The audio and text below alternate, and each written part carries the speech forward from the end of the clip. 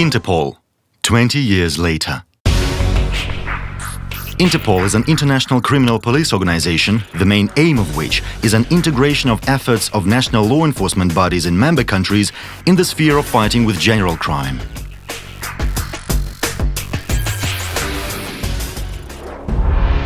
In the beginning of the 20th century, scientific and technological progress and development of international connections contributed to the improvement in living standards as well as to the rise in crime and appearance of international crime.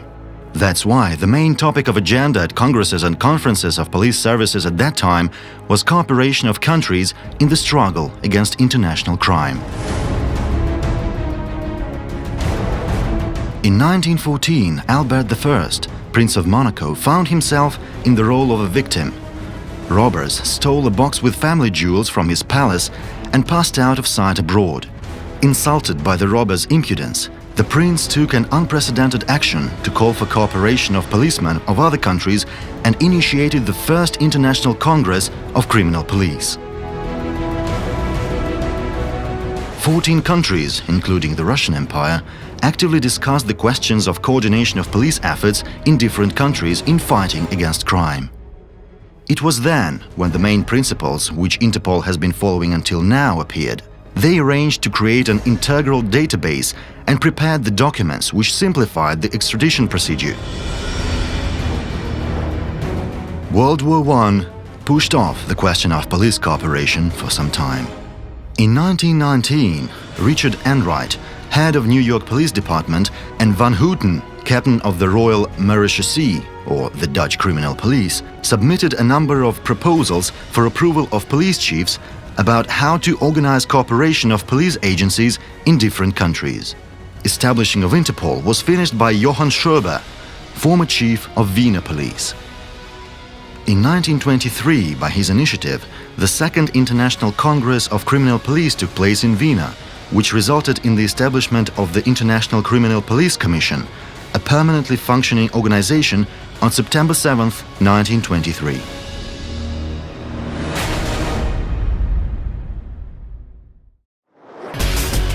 Interpol does not interfere with political, military, religious or racial affairs, Article 3 of the Constitution.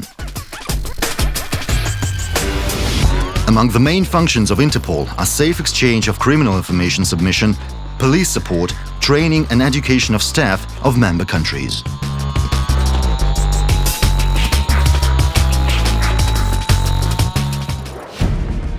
Interpol had made a difficult way before it became such an authoritative organization as nowadays. World War II has changed people. The world has become different. And that's why the laws and principles of Interpol, accepted in the 20s, failed to work, and it was necessary to revise them. Moreover, in the 50s, the organization demonstrated itself as an influential and independent structure. In 1956, at the 25th session of General Assembly in Vienna, a constitution was adopted in accordance with which the Commission was renamed into the International Criminal Police Organization, or Interpol. Moreover, regulations provided in the Constitution allowed the United Nations organization to recognize Interpol as a wholesome international intergovernmental organization in 1971. Nowadays, Interpol unites 188 countries. It is the second largest international intergovernmental organization after the UN.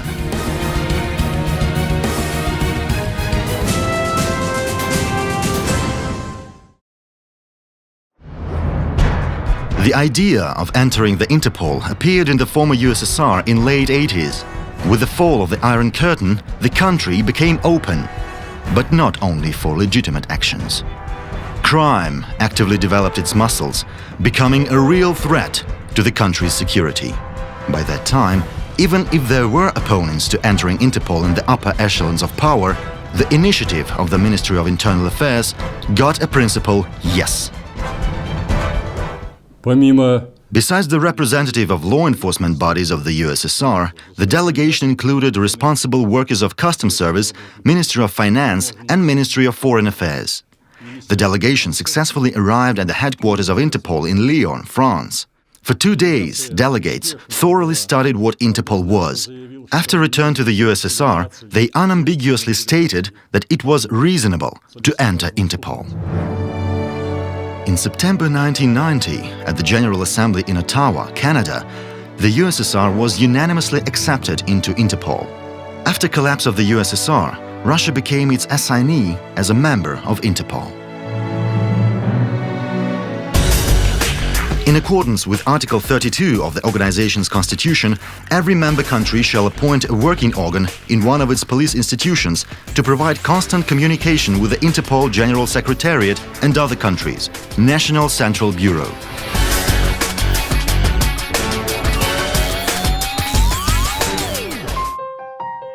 The National Central Bureau of Interpol was established on October 12, 1990, by Order number 378, issued by the Ministry of Internal Affairs of the USSR, called On Establishing National Central Bureau of Interpol in the USSR. It was necessary to create an information telecommunication system of the Bureau and organize its functioning in accordance with international standards as soon as possible. The heads of the Bureau were Vasily Petrovich Trushin, Vasily Petrovich Ignatov, Yuri Alexandrovich Melnikov, Ivan Grigorievich Sardak, Vladimir Semyonovich Ovchinsky, Vladimir Vasilievich Gordienko, and Mikhail Georgievich Vanichkin. All of them were broad specialists experienced in fighting with crime of different character. Each of them made their contribution to the formation and development of the Bureau.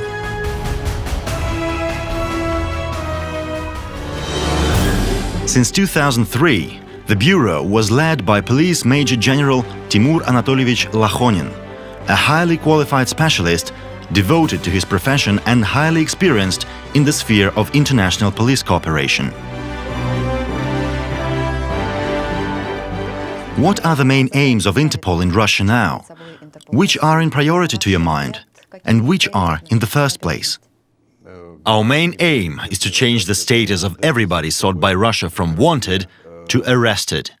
How do you appreciate the perspectives of Interpol in Russia?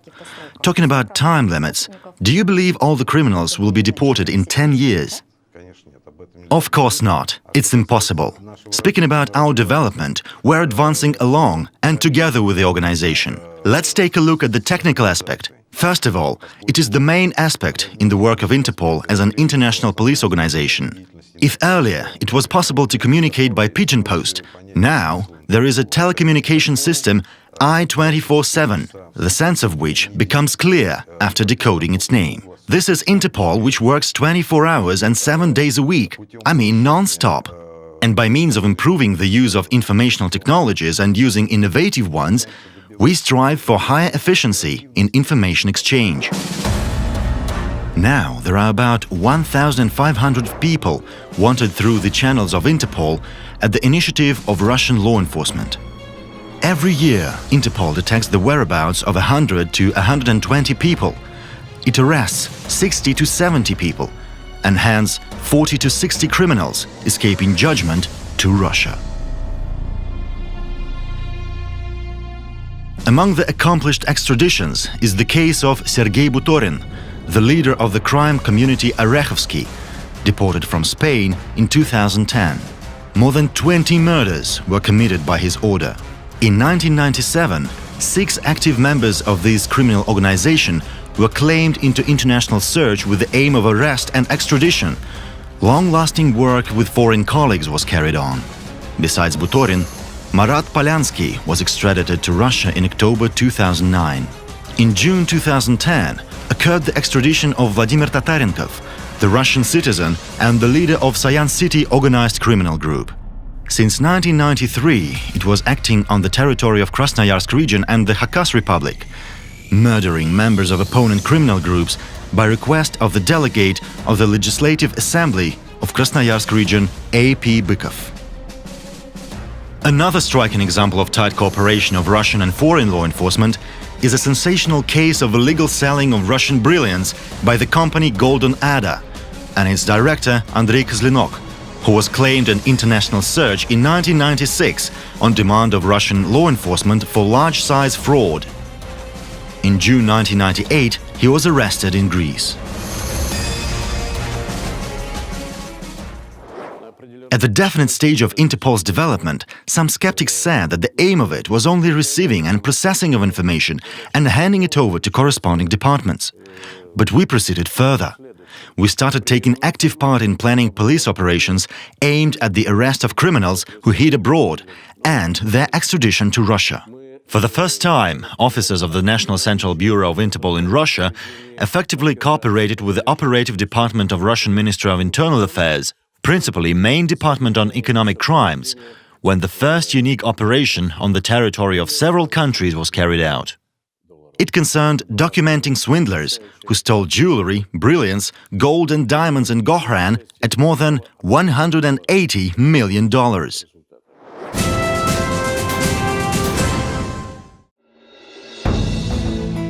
Interpol strives for effective, quick and reliable exchange of criminal information between member countries 24 hours a day, 7 days a week and 365 days a year.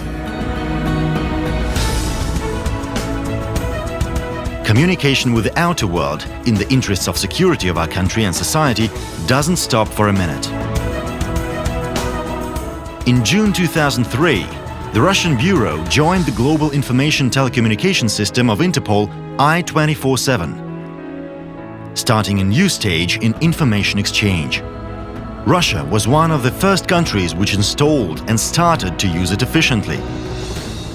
Ronald Noble, Secretary General of Interpol, many times highly evaluated the work of National Central Bureau of Interpol at the Ministry of Internal Affairs of Russia during his personal meetings with Rashid Nurgaliev, the Minister of Internal Affairs of Russia, General of the Army. In 2008, for the first time in Russia, the largest international police forum in the city of St. Petersburg was held, the 77th session of General Assembly of Interpol, in which 700 delegates from 155 countries and 22 observers from important international organizations took part. The forum was a historically important milestone in the further forming of police community. The Russian National Bureau interacts with almost all member countries. We intend to develop such contacts further on, actively supporting international initiative in the context of Interpol. We're also speaking about projects directed at introducing modern information technologies, forming database and staff training. I shall underline that we have an already functioning training center under the aegis of Interpol. In short time, we plan to make it a center with an international status. For 15 years, but professionals know what a sign it is, for 15 years the document circulation in the Russian Bureau grew threefold.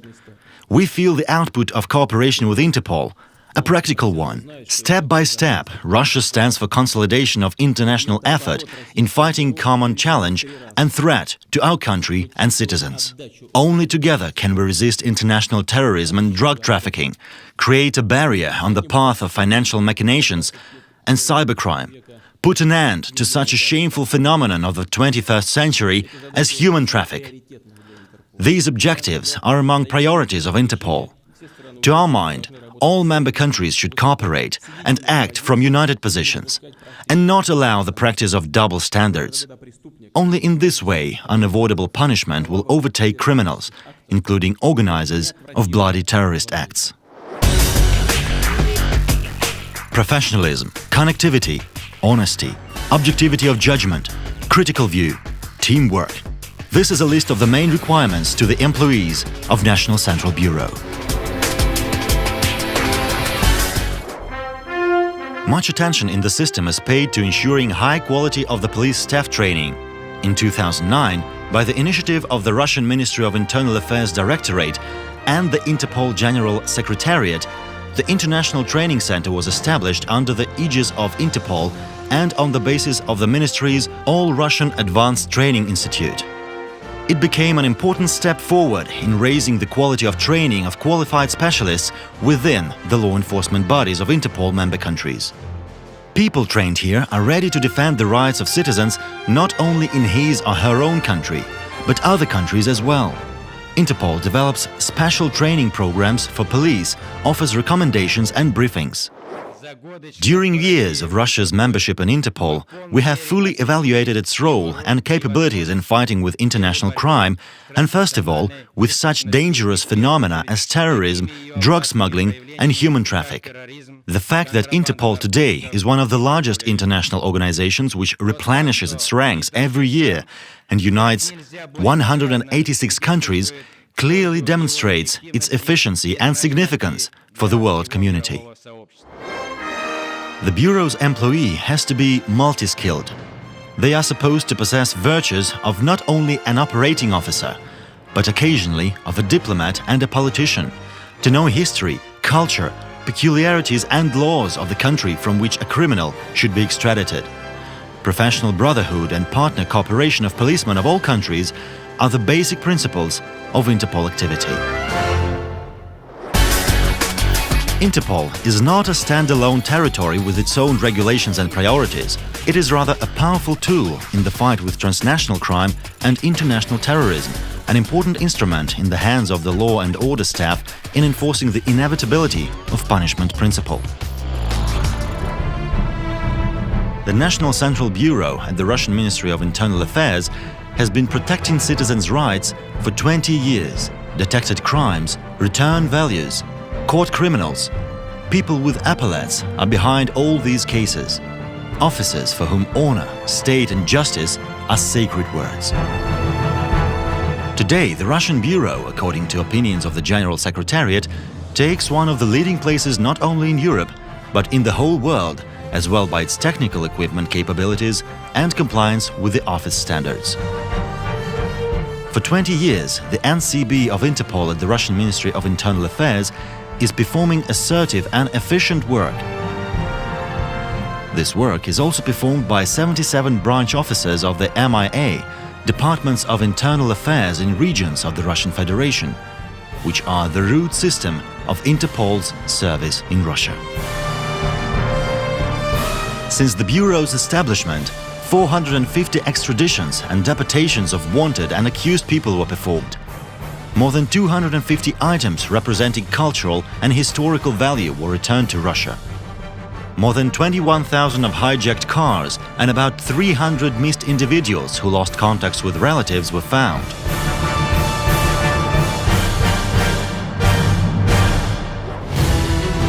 Today, the international criminal community and terrorist organizations use broadening freedom of movement along the countries of the world, liberal migration policy, expansion of the free trade, modern communication facilities and intricate money laundering technologies with the purpose of expanding and perfection of its criminal activities.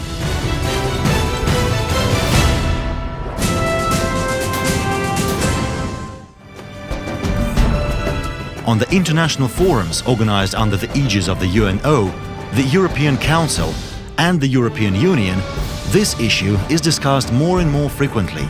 In this connection, Interpol is facing the most complicated problem with regard to increasing the strength and quality of cooperation in the sphere of crime detection and information exchange, as well as ensuring real participation in neutralization of international crime, terrorism and corruption. People stepping over the law should know that whatever methods they use to wipe out tracks, wherever they hide, Interpol is always on guard. 24 hours a day, 7 days a week, 365 days a year. Justice and punishment are unavoidable.